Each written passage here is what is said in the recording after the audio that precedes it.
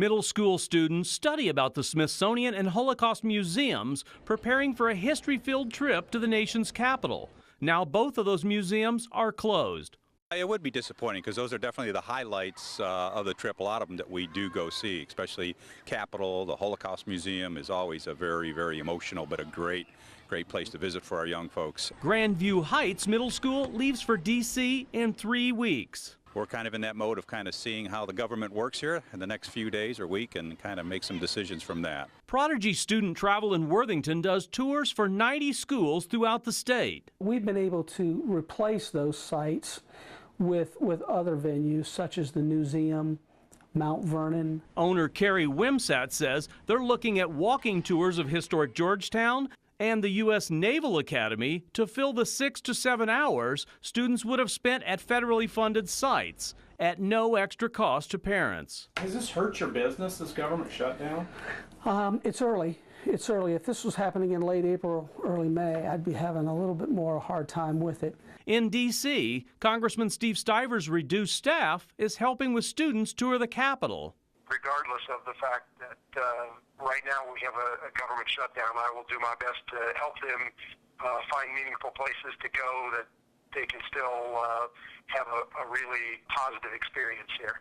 In Columbus, Rick Reitzel, NBC4.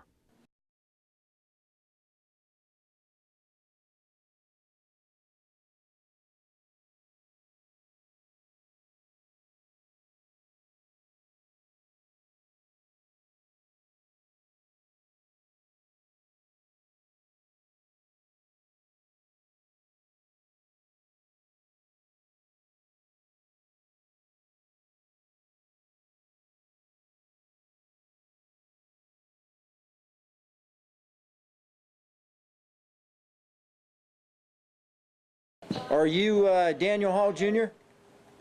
Yes, sir. It wasn't a long court appearance, but a $500,000 bond, and a defense starting to take shape in the death of a 2-year-old girl. From all indications, it was an accident. They had indicated that the child had fallen, and then he had picked the child up and taken him over to the relatives. Investigators say it was no accident, it was murder.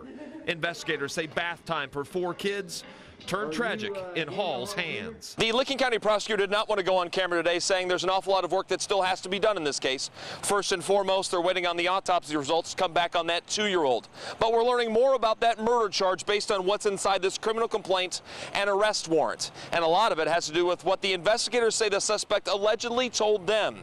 Inside this report, it says the suspect told investigators he became upset with that 2-year-old and shook her to get her to stop crying. Each side will now work separately on building up a defense and strengthening a case. For now, the defense says both families can agree on a few things. I think it's a tragedy for both sides. You know, I know that he loved all the children very much. I got that from not only his family, but the victim's family also. In Licking County, Marcus Thorpe, NBC4.